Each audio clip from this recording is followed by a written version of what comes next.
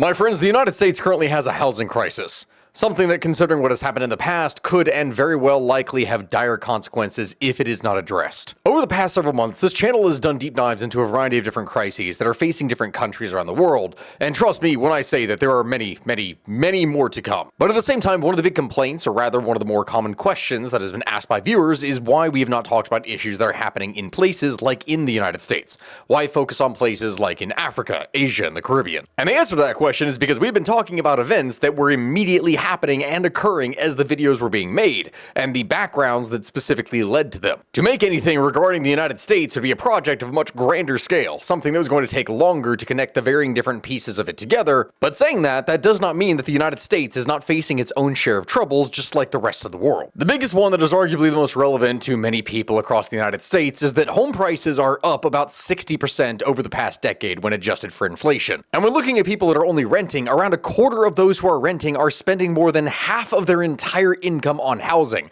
which is far in excess of the 1/3 level that is considered healthy by most economists. Like, I'm going to ask you a genuine question. How many of you remember being told when you were first getting ready to apply for an apartment that you were expected to make 3 times the monthly rent after taxes? That was the norm for me when I was first getting an apartment, and I'm sure that for many of you who are in your perhaps late 20s or older, that is the case for you as well. And then unfortunately, what you would find is that within the past decade, not a single apartment with available space was actually going to cost 1/3 of what you were being paid. That places that just 2 to 3 years ago were charging half the rent that they do now, which in turn is something that would price out the majority of people whose pay rate has not kept a pace. This, unfortunately, for many American, and also on that note, many populations in the Western world, is something that has become all too common. Over the past several years, homeless camps have expanded. And even for those who do have a home, super commuters have become significantly more common. People who have to drive for 90 minutes or longer to get to work. These are people who have migrated well beyond the more expensive cities that provide them with their much needed job. Because go figure, the cities themselves have priced people out of the jobs that are necessary for the city to even function in the first place. Even within the capital of the United States, the District of Columbia, a recent report by the Urban Institute would find that 12% of the entire city's population does not have stable housing. And at the root of this massive problem is a very simple thing. America has simply failed to build enough homes for its growing population. The shortage is something that strikes at the very heart of the American dream, that of home ownership, that of self-sufficiency and being able to build and make yourself better. Something that is going to hurt President Joe Biden's assurances that the US economy is in fact strong. Now, that is something that is especially dangerous to any politician, but when we are talking about things during an election year, that is doubly so. The sheer lack of housing is something that has caused a record number of renters to have to devote an excessive amount of their income to housing. This all being according to a Harvard University analysis. Not enough homes are for sale or being built, and this is something that is keeping prices elevated. Average mortgage rates have more than doubled, and this is something that has only further worsened affordability. Rates currently average around 6.88% this April of 2024, and if you go and compare that to 10 years ago, well, things were sitting closer to about 4%. Now, I know when I'm talking about this, that a lot of people are going to look at the situation and go, okay, well, it's just a few percentage points. How big of a difference does that actually make? Well, for a reference of what exactly that does, let's go ahead and take a look at the current median home price, which has ballooned to over $400,000, which is a massive difference from 2014, when the average price, or median price rather, was around $268,000. With a principal loan of $400,000 at 6.88% interest rate, which mind you is lower than what it was a couple of months ago. At a 30-year fixed rate, that means you're going to be looking at a monthly payment of around $2,600. Having by the end of that 30-year time period paid over $500,000 in interest, meaning you are going to pay more in interest on the house itself than the house was ever actually worth in the first place. A $268,000 loan at 4.1% interest, on the other hand, though, amounts to less than half of that with a almost $1,300 payment, and by the end you will have paid $198,000 in interest, which is less than what the principal of the loan is. Do you see where potentially there's a little bit of a problem there? Now, I don't know the personal situation of all of you who are watching this video, but I am pretty sure that you are aware that at rates that we are talking about here, these higher rates are things that are going to make owning a home completely out of reach for nearly all potential potential first-time buyers. Since homeownership is something that is a key part of the American dream,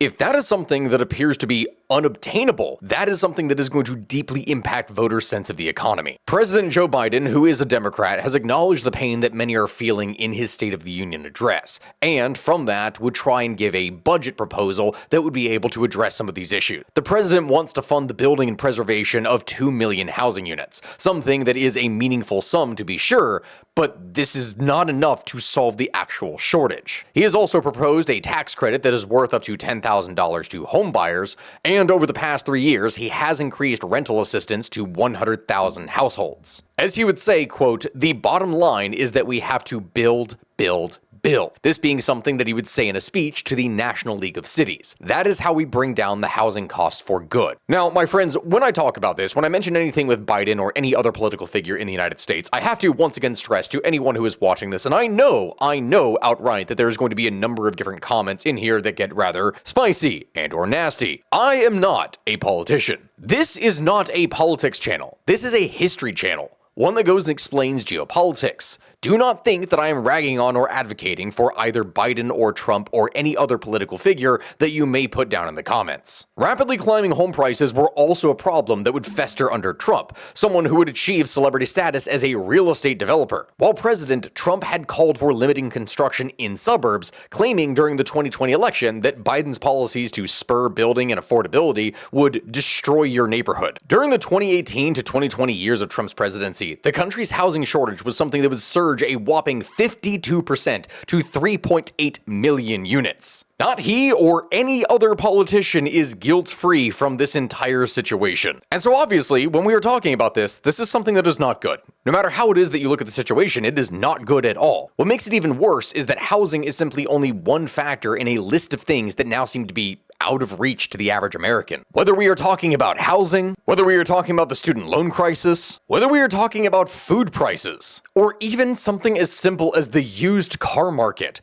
every single thing that we could possibly talk about when talking about a person who is up and coming in the market, the next generation that is getting ready to enter the field, this is all something that is going to hurt them. Everything seems to be working against the next generation and even the people who are living in the current generation. And so the question then becomes, how did we actually get here? Well, my friends, in order to understand that, we're going to have to go back in time a little bit, to a time in which the United States was arguably at its greatest peak in terms of economics for the average person, the 1980s. But my friends, before we get back into today's episode, I just wanted to ask you a simple question. Have you ever tried Googling yourself on the internet? I know that that's going to sound like a very basic question, but the reality of the situation is that data brokers are making an absolute fortune selling your information to robocallers and to people that are not necessarily the best actors. Or can identify data brokers that are exposing your info and submit opt-out requests on your behalf. Brokers are legally required to remove your info if you ask them to, but they always make it extremely hard to do so in the first place. That is where Aura can come in and handle everything for you, and it is incredibly nice to have. It's incredibly easy to set up. You don't have to download several different apps in order to get things like parent controls, antivirus, VPNs, password management, or literally anything else.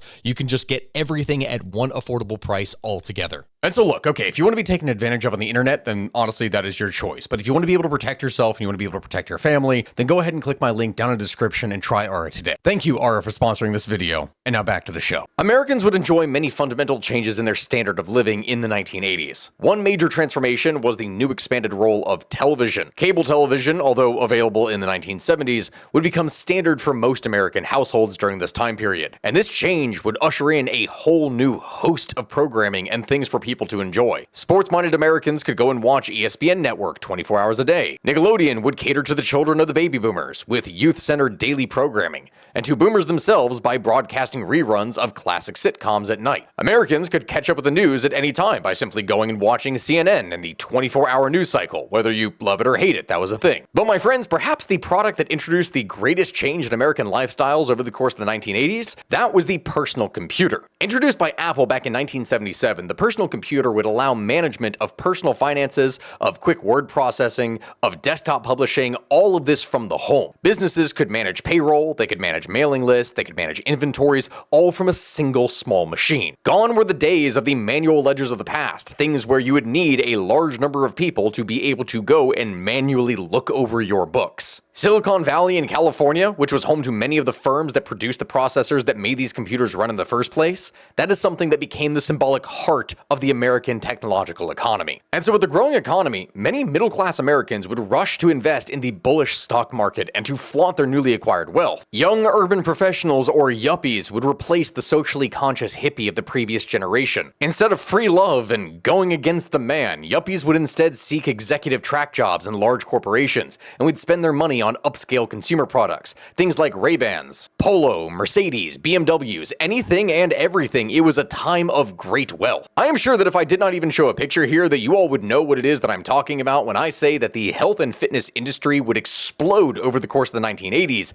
as many yuppies would engage in regular fitness routines. And the images of these people working out in the 80s and all the varying different outfits, we should say? Well, these are things that became very iconic, as you can probably imagine. And it is into all of this, everything that we have talked about, that the productivity of baby boomers and Generation X skyrocketed. Well, I say that, but eventually it did. Not at first. Truth be told, everything that I've been talking about so far hasn't exactly been rainbows and sunshine, of course. There have been some major shifts and changes in the economy at this time. The 1980s did not exactly begin off strong. It instead started with 2 recessions over the course of 3 years, but then afterwards would post the longest peacetime expansion on record. Although growth did slow as the decade would come to a close, the service sector would still add large numbers of jobs month after month. Not all industries would experience the prosperity of the 1980s, though. Many manufacturing and mining industries would never really recover from the 2 recessions. Others would recover their production levels, but they would do so with significantly fewer workers. Growth was also uneven within the service sector industries. 1 new job in 4 was either in business or in health services, while some sector service industries would even lose jobs,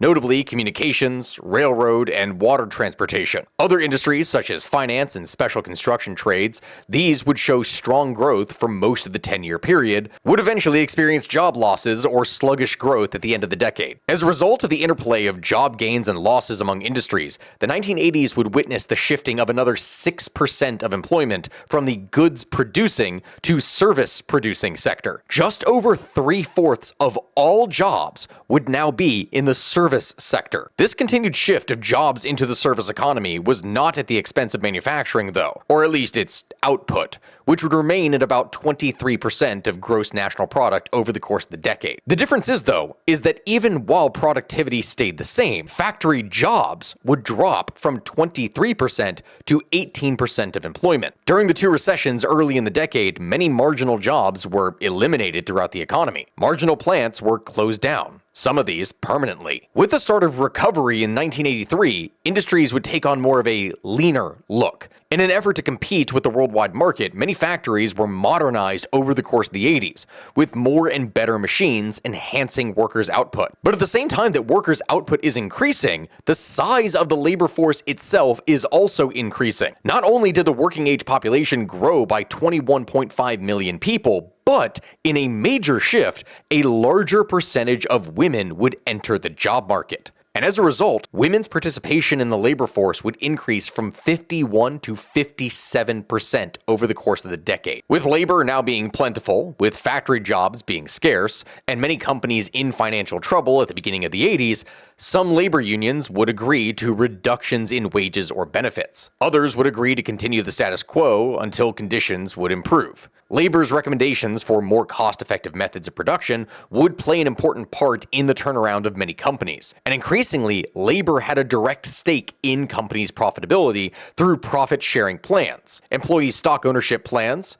or outright purchases of the company. The result of these efforts was an increase in productivity that would improve the US manufacturing position in the world economy, as the index of output per employee hour worked would rise from 108 at the end of the last recession to 140 by the decade's end. The weakening dollar in the mid-1980s would in turn set the stage for a surge in export orders in 1987, and US manufacturers were poised to fill the demand abroad as well as the expanding markets at home. And so that really is just it. By 1984, Americans were more productive, arguably, than they had ever been in their entire history. And housing, for once, actually reflected that in comparison to the modern day. 40 years ago, in 1984, the median annual income for an American household stood at around $22,420, which of course is not a lot, and when you adjust that for inflation, that comes to around $66,000 today. In comparison, the median income for American households today is around $78,200.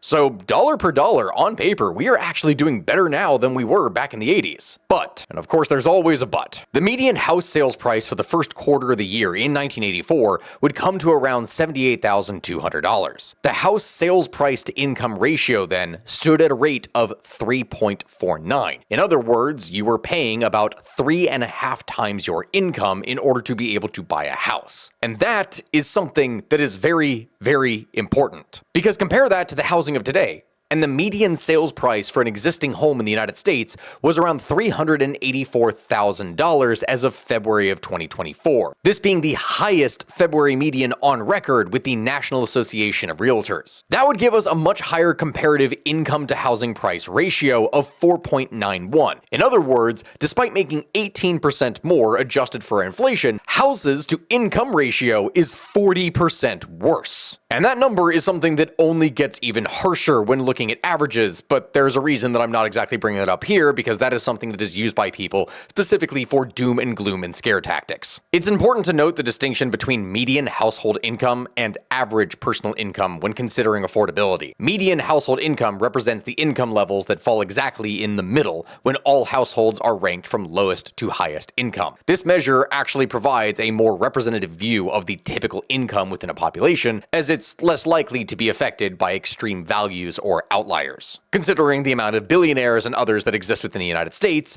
this is something that could artificially inflate one's numbers, or on the reverse, you have people that literally do not work or make anything, which in turn is something that is going to drive the prices down. Average personal income specifically calculates the total income earned by individuals and then divides it by the total number of individuals, regardless of household size or composition or any other factor. While average personal income provides an overall average, it tends to be influenced by a small number of individuals with very high incomes, which in turn potentially skews the perception of income levels for the majority. And my friends, if you consider average housing prices, the United States is in one of the worst positions it has ever been, with prices exceeding 8 times the household income, which is significantly worse than back during the housing bubble of 2008. And that is something that we're going to need to talk about, so that people understand the potential of what could actually happen here. Honestly, when talking about things in recent American history, there's a couple things that you really can't skip. The subprime mortgage crisis of 2008, well, that is one of them, as it is one of the main contributors to the broader global financial crisis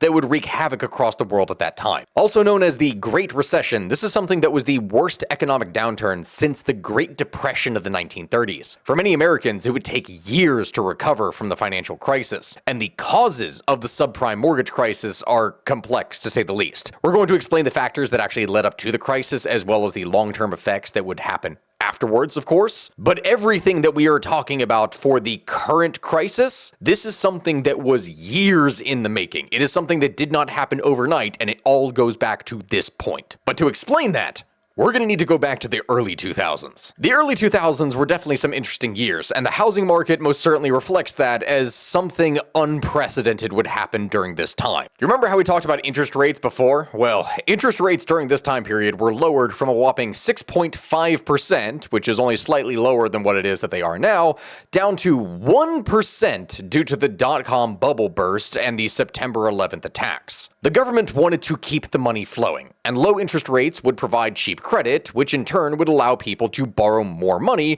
in order to purchase more homes. This demand is something that would only help to increase the price in houses over time, as people were very easily able to obtain credit. And for a time, when talking about this, things were actually pretty great, it seemed. The American dream was truly alive and well during this time, as people would buy houses. Investors were happy because all of the people wanting houses meant that the housing prices were going to keep on going up as demand increased. It was a win-win situation for all of them, it seemed. Over the course then of 2004 to 2006, home prices were rapidly rising, and the federal government, seeing that potentially there could be a problem, decided to raise interest rates in order to try and cool the overheated market. And they would do so about a dozen different times. From 2004 to 2006, interest rates would go from 1% all the way up to 5.25%. And this, in turn, would slow demand for new houses. In most situations, that is not a bad thing. Yes, no one likes to pay a higher amount, but also this means that things aren't going to get out of control, or at least they shouldn't have been. The problem became that many subprime mortgage borrowers who were unable to afford a conventional 30-year mortgage would take interest-only or adjustable rate mortgages that had lowered their monthly payments. Also called variable rate mortgages or adjustable rate mortgages, these were things that would have an interest rate that would periodically change and shift over the course of the life of the loan in accordance with the changes in an index such as the US Treasury Index. And that is something that we have to explain here. I need to explain the subprime part. Subprime mortgages are loans that are given to borrowers who don't necessarily have the best of credit. They are people who are more likely to default on their loans. Over the course of the housing boom of the 2000s, many lenders would give out subprime mortgages to borrowers who normally would not have been qualified. But when everything was sitting at interest rates of 2, 3, or even 1%, even people who normally would not have been able to make payments were actually able to make payments during that time period. In the year 2006, which was a year before the crisis really kicked off, financial institutions would lend out a whopping $600 billion in subprime mortgages. This means that by that time, almost 1 out of every 4 mortgages were considered subprime, things that normally are not good investments. The result of this, in case you can't see it, is that the interest rate hikes that would occur would increase the monthly payments on subprime loans. These were things that most often had adjustable interest rates, and many homeowners were unable to afford their payments when their interest would suddenly jump from 2% to 5%, adding on extra hundreds of dollars per month that they were required to pay. Because this would happen, they were also unable to refinance or sell their homes due to the real estate market slowing down. Things weren't as hot. Prices were not going up. Therefore, they weren't able to just sell. The only option that homeowners had was to default on their loans and get foreclosed on. For the first time in 11 years, in the fall of 2006, home prices would actually fall. This in turn would have a huge impact on mortgage-backed securities and collateralized debt obligations, which were investment products that were backed by mortgages. Subprime mortgages were packaged by financial institutions into very complicated investment products and were sold to investors worldwide. People believed that the good times were never going to end, so when they did, this would in turn spark a crisis. A wave of subprime mortgage lender bankruptcies would begin in early 2007, as more and more homeowners began to default on their loans. By the end of the crisis, 20 of the top 25 subprime mortgage lenders were going to close, stop lending, or just outright go bankrupt. The National Bureau of Economic Research would later retroactively declare December of 2007 as the start of the Great Recession. But despite the unfolding crisis, weirdly enough, 2007 was actually a pretty decent year for the stock market. The Dow Jones Industrial Average and the S&P 500 would each hit record peaks on October 9th, 2007. But then, in March of 2008, Bear Stearns would become the first major financial investment bank to collapse, which in turn would send shockwaves throughout the entire stock market. By July of 2008, 1 out of 5 subprime mortgages were delinquent, with 29% of the adjustable rate mortgages seriously delinquent. Financial institutions and investors that were holding all of these different financial investment packages were left holding trillions of dollars worth of near worthless investments. As things would get worse, the bankruptcy of Lehman Brothers in September of 2008 would be the thing that would finally trigger a global financial meltdown. In October of that year, President Bush would sign the Troubled Asset Relief Program, or TARP, into law to try and buy back mortgage-backed securities and inject liquidity into the system. By that point, though, the U.S. was shedding 800,000 jobs every single month. Household worth had plummeted by a whopping 19%, and the US government would begin a series of bank bailouts to try and prevent further financial markets from completely and totally collapsing. And the bank bailouts would continue all the way through 2009. A few weeks after taking office, President Obama would sign off on a $787 billion stimulus package. The stock market would continue to plunge, though, hitting a record low in March of 2009. Although the Great Recession would officially end in May of 2009, unemployment would not peak until October, and it would remain elevated for several more years. The subprime mortgage crisis is something that would severely weaken the global financial system. The fallout of this entire thing was massive, and the ramifications of it would lead all the way to this very day. The home crisis and then the subsequent global financial crisis would cause $7.4 trillion in stock market value to just be gone, wiped. About $3.4 billion in real estate wealth was completely wiped out, and many companies would go bankrupt, with about 7.5 million Americans losing their jobs. The unemployment rate during this time would double from 5% at the start of the crisis to 10% by 2010. What is arguably even worse is that even after the economy had recovered and it started adding jobs after the crisis, many of these jobs that were added were lower paying and less secure jobs. During the financial crisis, the net worth of American households would decline by about $17 trillion, a loss of 26%. But why? How did this happen? Why did this happen? And could it happen again with what we're seeing now? Well, my friends, if you've seen any short form videos, whether it's on TikTok or on YouTube Shorts or Instagram Reels or anything like that, you're going to have a number of different people who, when they talk about the modern crisis that is going on now, they're going to say that it's the exact same as what we saw back in the 2008 financial crisis, but that's not true. There are many different parties that deserve blame for the subprime mortgage crisis. It wasn't any single one group or individual that caused it, but there were multiple players that were focused on short-term gains, and this is something that created the havoc of later years. One of the things that people love to bring up are financial institutions. Banks, hedge funds, investment companies, insurance companies, and other financial institutions. All of these things went and created the different types of investments that all of these mortgages were based off in the first place. They would continue to repackage and sell them to investors who believed that they were safe investments. The different financial institutions would specifically aggravate the situation by taking on much more risk than was actually necessary. Or, from that, even healthy. Mortgage lenders were another key factor, as improper mortgage lending practices would play a huge role in the crisis. Mortgage lenders would relax their lending standards and would hand out interest-only and adjustable rate mortgages to borrowers who were unable to actually repay those loans. In other cases, some mortgage lenders would even commit mortgage fraud by inflating borrowers' incomes in order to be able to make them qualify for loans in the first place. Thus, once interest rates actually changed, all of those things that were already on shoddy ground immediately gave away. Credit agencies are another factor in here. They did not give the proper ratings that many believed that subprime mortgages actually deserved. Instead, they would give AAA ratings, the best possible things, to risky MBSs and CDOs. The government is also to blame. Regulators would repeal certain laws that would give financial institutions the ability to invest customers' money in very complicated investment products. Deregulation also allowed banks to expand their markets,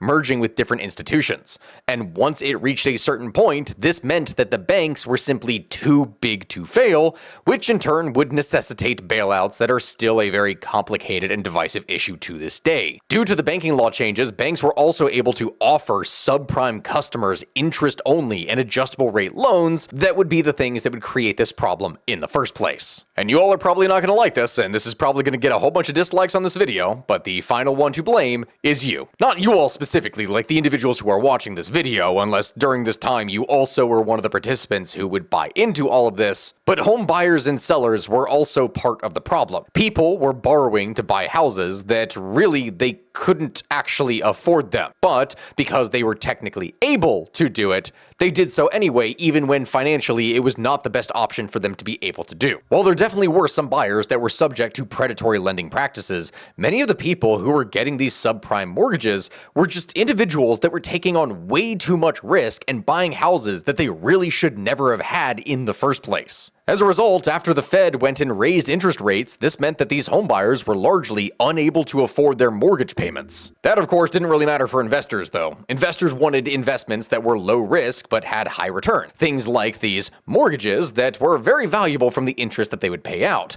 And this kind of interest would fuel demand for subprime mortgages, and as a result, all of these different groups were effectively preying off of each other. As a result, each one of the different parties that we have talked about was responsible for the crisis in some way. They acted irresponsibly, they acted reckless, and this in turn would create the subprime mortgage crisis. Now, a number of you at this point may be wondering why it is that I have gone on so long about the 2008 financial crisis. Well, the reason for that is because this crisis is what would set up the foreclosure crisis of 2010, and it is here, it is this moment that is the beginning of our modern housing issue. This is where all of it had its groundwork laid out. As I had said, between 2006 and 2008, delinquency rates on home loans would more than double, and this would continue to climb all the way through 2010 as the crisis would spread around the country. When the number of defaults then rose, banks suddenly found themselves facing so many foreclosure events that they couldn't really process them efficiently. Prior to and during the crisis, mortgage servicing companies would process large numbers of loans without really any kind of adequate review of the information that was accompanying them. It was generally believed that the defaults on home loans and the subsequent foreclosures would be individual, or at most would be local events, which in turn could be easily processed or liquidated in the course of the lenders and loan services' normal operations. It wouldn't be anything that required any kind of special attention. Oh boy, were they wrong. The sheer amount of loans that were given out over the course of the housing boom of the early 2000s had, in many cases, led to very poor record keeping of the actual ownership of any of the mortgage loans themselves. In some cases, banks were failing to initiate foreclosures on homes that, for months, sometimes even years, the homeowners had just stopped paying them. What is insane about this time is that the record-keeping process had become so incredibly sloppy that banks were not always sure who actually owned mortgages for their properties that were being foreclosed on. And even in some cases, they were foreclosing on mortgage loans that they did not even legally own. Many bank employees were simply signing anything and everything that came across their desks, assuming that all the paperwork that they were receiving was legitimate. And once the volume of foreclosures began to steadily rise and rise and rise, robo-signers would create significant problems when they would sign off on improper paperwork, either because they had no actual idea what it is that they were signing, or that there were simply way too many documents for them to try and process and authenticate them. The effects of poor record keeping and bad paperwork, combined with the sheer number of home loans that were going into default nationwide, is something that would only create widespread problems and chaos. Some banks were foreclosing on wrong properties, they were miscalculating home values, or in some cases, they would accidentally give lawyers for homeowners that were facing foreclosure the chance to throw foreclosure cases out entirely and just stop it. And so, okay, people are losing their homes left and right. All of this inventory is being added back onto the market from foreclosures, the price of houses during this time is plummeting, and on top of all of that, to try and help stimulate the economy, the Fed goes and lowers interest rates. Short-term rates, which are the rates at which financial institutions borrow money, were cut to almost zero. This in turn would allow banks to basically borrow money for almost free and keep mortgage rates low. Mortgage rates would then fall to around 5.14% by the end of the year 2009, and they were only going to get lower after that. Now, my friends, it would be pointless to go over every single individual number, so we're going to skip some time here, but in short, long-term mortgage rates began 2010 at around 5% interest. They would then fall to around 3.35% by the end of 2012. By the start of 2014, rates had gone up back to 4.5%, but after that, they would in turn decline and fall to 3.59% by February of 2015. After the 2016 presidential election, long-term rates would begin to rise again, and they would fluctuate between 2018 and 2019, but ultimately, we would end the decade on an average of around 3.74%. What this means is that over the course of the entirety of the 2010s, it was a buyer's market. Cheaper houses, low interest rates, larger supply, all of this could be significantly more easily bought up, and investors would do so in rapid order. Oh, that's right, investors. not families. As one could possibly imagine after a global financial crisis, the average person wasn't exactly in a great position to be able to invest money. Institutional investors would enter the single-family home rental market en masse following the Great Recession from December of 2007 to June of 2009. The sheer amount of subprime mortgage foreclosures that would occur during the late 2000s meant that there was an absolute glut of homes that were available for cheap. Investment firms would swoop in, and particularly during the first half of the 2010s, they would swell their portfolios by buying up large amounts of this property. Technology would in turn help to spur this growth. Renters were able to make payments on the internet rather than simply having to interact with a person, meaning larger and larger and larger corporations could manage much larger groups of territory without actually needing people there to be able to manage it. You see this guy, Ben Bernanke? He is actually the individual that was the Federal Reserve chairman who would champion the practice of investors going in and buying foreclosed homes. And we're not talking about companies going in and being able to investigate each and every single property. We're talking about investors that would have companies go and buy homes, sometimes with all cash offers, without ever actually seeing the property in the first place, and then they would buy the house, give it any repairs that it needed, and then flip it back onto the market. Every single year, the number of institutional investors that were buying up property would go up and up and up and up, so that by 2021, institutional investors had a notable presence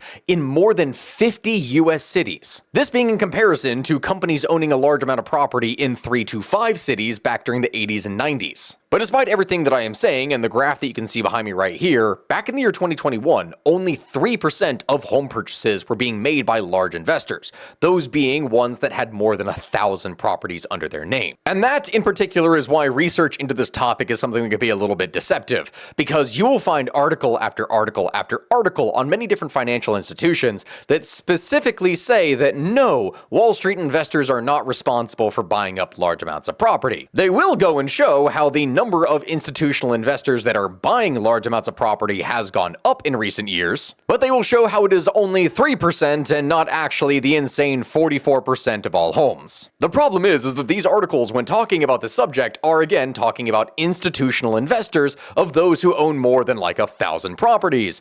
It is not counting any of the individual smaller companies that are going and buying up properties, or the people who own 10, 15, 20, or 50 homes. Smaller investors make up a significantly larger number of this problem. Like, I'm just gonna give this as an example right now, but have any of you ever received massive numbers of spam calls from people that were claiming to have a friend or family member who is trying to buy a home or a house in your area, and they want to know if you're willing to sell? Because, oh my god, do I get so many of these. And yeah, those are not real people. Like, they are not at all. Obviously, they are humans. Yes, I know that. It's a genuine person that is on the other line, but they're not speaking on behalf of a friend or a family member or anything like that. These are people who are working for companies that are trying to get you to sell your house to them, and they're going to make you some kind of lowball cash offer so that they can flip it. Where I live, that is actually something that has become a very big problem. So if that's something that's also affecting you, let me know in the comment section below. By the year 2021, nearly a quarter of all home sales in the United States were being bought up by investors. This is being in comparison to around 12% in the early 2010s.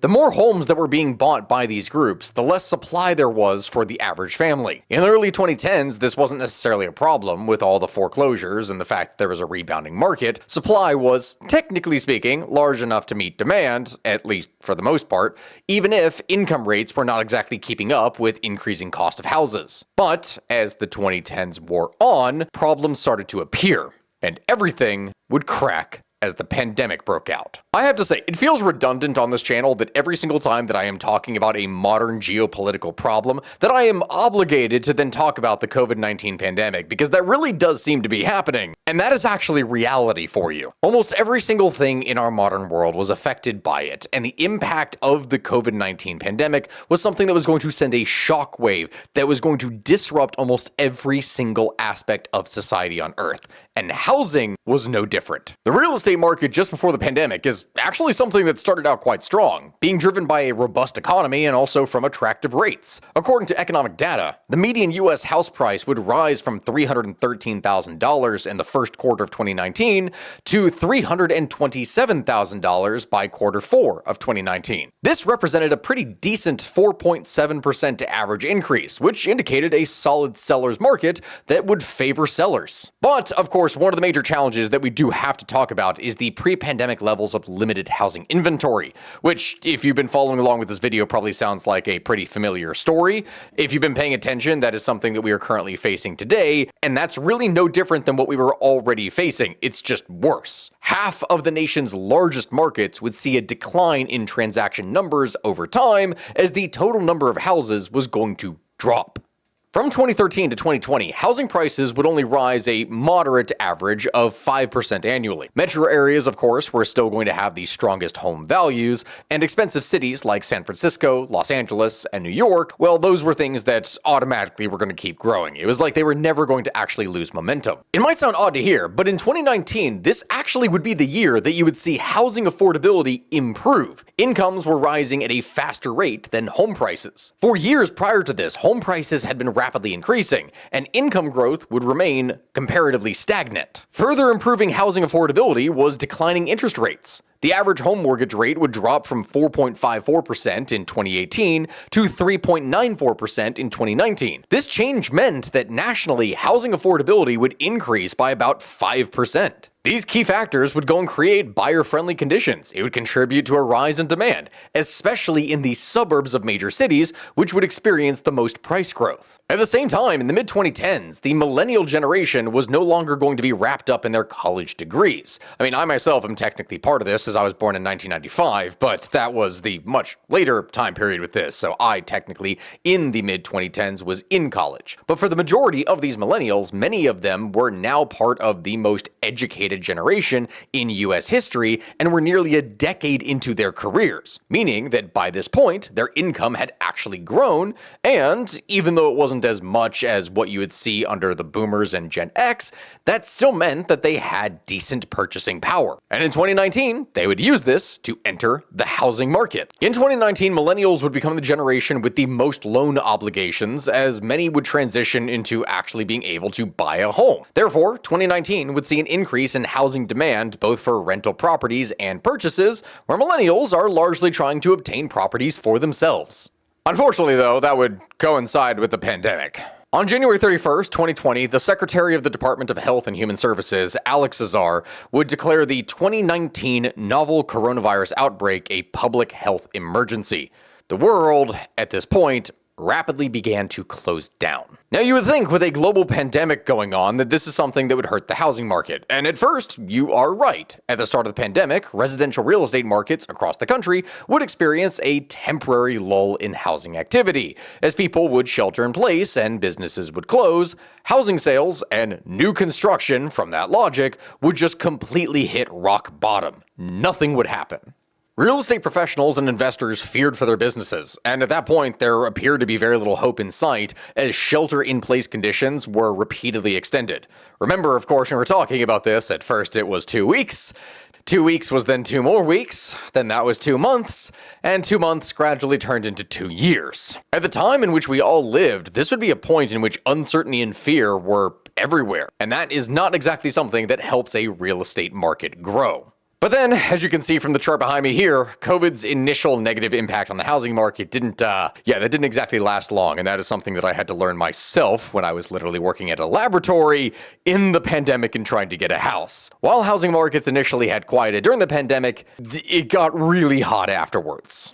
Soon, the property market would begin to pick up with revitalized demand. The COVID-19 pandemic was something that would bring unprecedented challenges to the global economy, with many businesses at this time struggling to stay afloat and keep staff employed. During the pandemic, government financial assistance would severely impact household incomes and supported housing demand. People were able to continue to pay their rent, specifically because of government programs that stopped them from being able to be evicted, and also at the same time would be able to pay for people that were unemployed.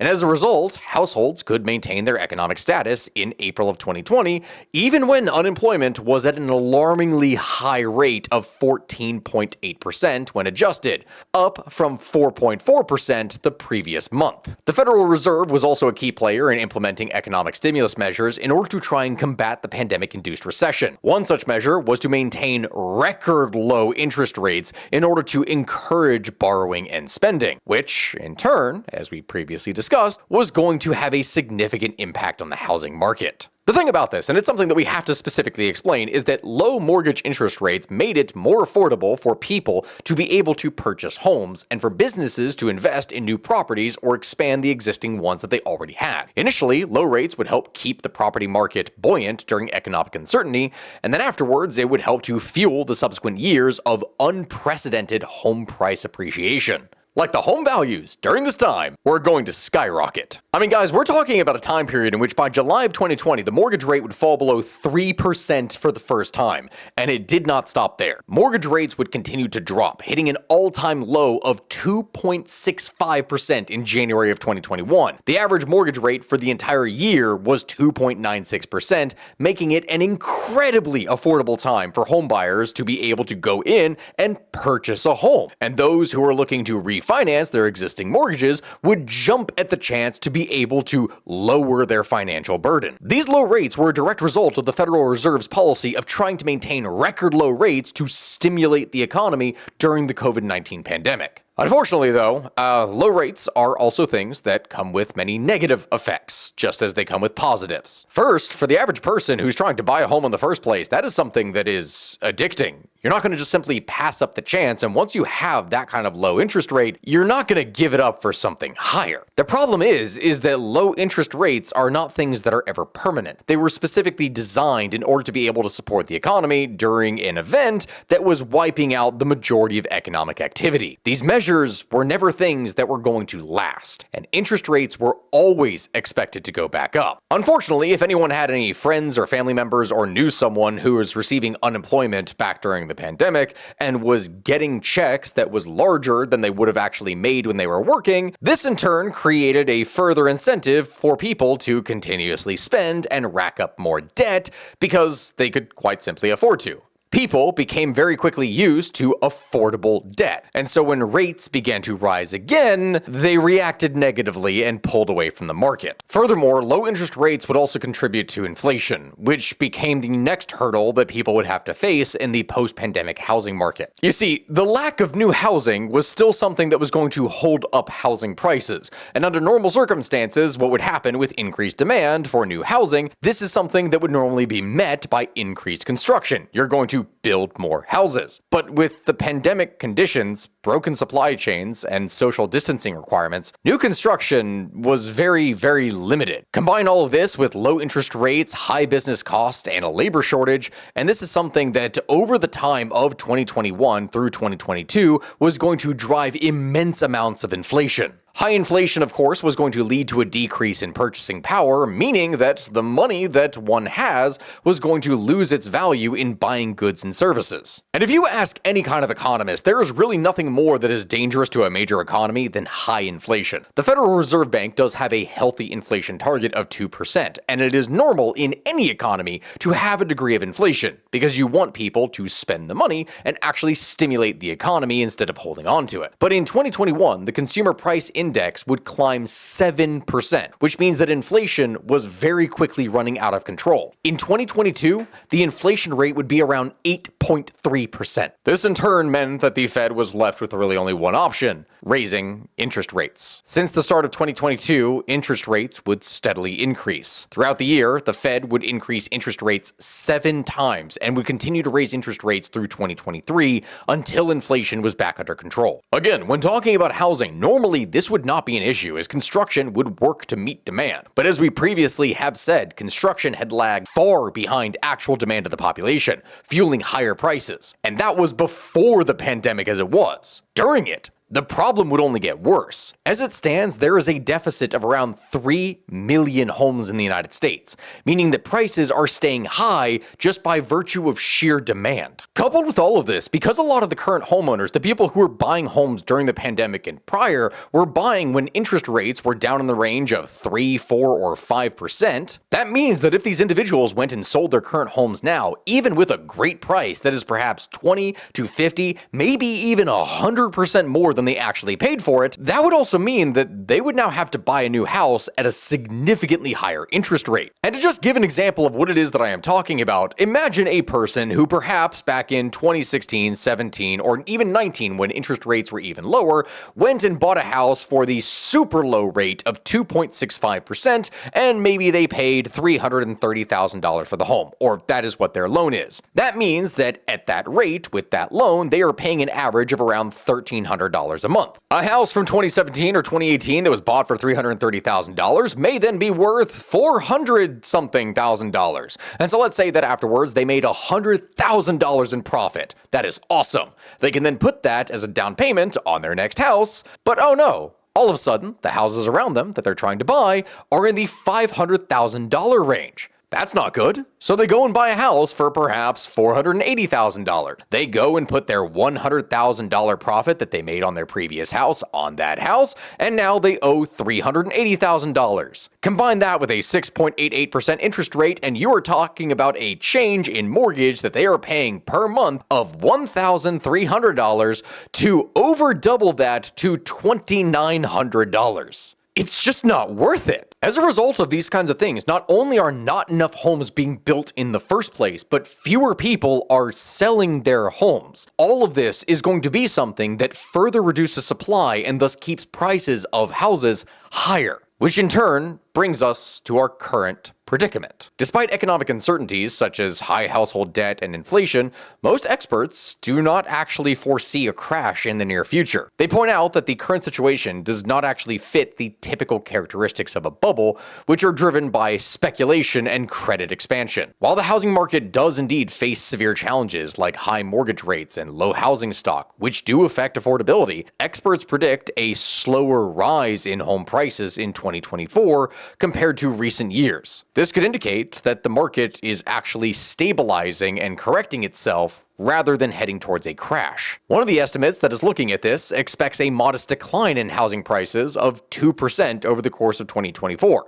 Which again does suggest a correction rather than a crash. This aligns with the views of other experts who believe that the market isn't really going to crash anytime soon, and while these predictions do provide a good general outlook, they simultaneously can't really account for any of the unforeseen circumstances that could affect the market and cause everything to go haywire. The housing market's recent pandemic boom, coupled with skyrocketing prices, bidding wars, and an influx of investors, all of these things have parallels to previous times that we've talked about over the course of this video. However, this time, the majority of real estate professionals believe that the housing market won't crash or trigger a recession, and may even assist in the country's recovery. The mortgage sector has actually taken action against loans that ballooned in size or were intended for borrowers to fail. Only purchasers with consistent, verifiable income may now qualify for mortgages, which in turn means that this has resulted in significantly lower risk in comparison to the subprime lending that you saw during the Great Recession back in the mid-2000s. So all of those videos that you may have been seeing that say that this is going to be the same situation that was faced back at that time, those aren't true. It is a very, very different market entirely. That is not something that is going to happen, more than likely. I shouldn't make any promises, to be fair. The majority of bad mortgages have been eliminated, and lenders have stricter requirements on borrowers. The housing shortage is just too severe, with many more individuals trying to purchase and rent houses than there are available. So yay, no crash, awesome. But on the reverse, less and less people can afford a home in the first place. And that is its own problem. That is the crisis. According to a report by Redfin, only 21% of homes that went on sale in the year 2022 were actually considered to be affordable. Mind you, that is something that is down from 60% of homes that was on sale in 2021, which means that over the course of just a single year, 1 year, 2/3 of all affordable housing wiped. It became way too expensive for the majority of people to be able to afford in the first place. To understand the severity of what it is that I'm talking about, with the current price of houses, even if it means that the banks themselves are not going to crash, if the average person went and saved over half of their income, and they did so for several years, all in an effort to try to buy a house, if they had started saving back in like 2018, 2019, or 2020, after 3, 4, or 5 years of saving, they would be just as far away from being able to afford a down payment on a house now as they would if they had no money 3 or 4 or 5 years ago. And mind you, what we were talking about is a person who is saving an absolute insane amount, over half of their income. That doesn't happen. As it stands, the majority of Americans are living paycheck to paycheck. And if something should happen, if some accident should occur, a medical bill, something that is in the range of around $1,000 or so, people will not be able to pay this without taking on debt, as they simply do not have savings. Because home prices have increased so dramatically in recent years, people who are all doom and gloom have said that the housing market is in a bubble, and that it's only a matter of time before it bursts and the market is going to crash. But in actuality, that is pretty unlikely to happen. The major reason that we're unlikely to see the housing market crash in 2024 is almost entirely based around housing inventory. The US simply does not have enough homes to meet demand, which in turn is keeping prices steady. Of course, no one can make any actual prediction of what is going to happen. Should some kind of major economic recession occur, which causes people to lose their jobs, which in turn causes them to not be able to make house payments, and then a foreclosure epidemic happens, this in turn means that what's going to happen there is that we're actually going to see that supply increase again. If demand were to plummet, home prices are going to start falling. A severe recession is something that could cause this to happen. But even with a recession, it's not a given that the house market is going to crash as a result. The fact is, it's very hard to predict a housing market crash. Right now, the conditions that we have talked about so far simply are not right for one. Even though demand is very high, supply remains low. And demand is only expected to improve as the year goes by. Meanwhile, supply is something that is going to remain a chronic problem for many years to come. Whether it is due to zoning laws, whether it is due to slow construction, whether it is due to anything, this is going to be something that artificially holds prices higher. And so if you're hoping to buy a house this year, well, you're probably going to want to start planning for that now and work as much and as hard as you can, and probably consider a lot of roommates.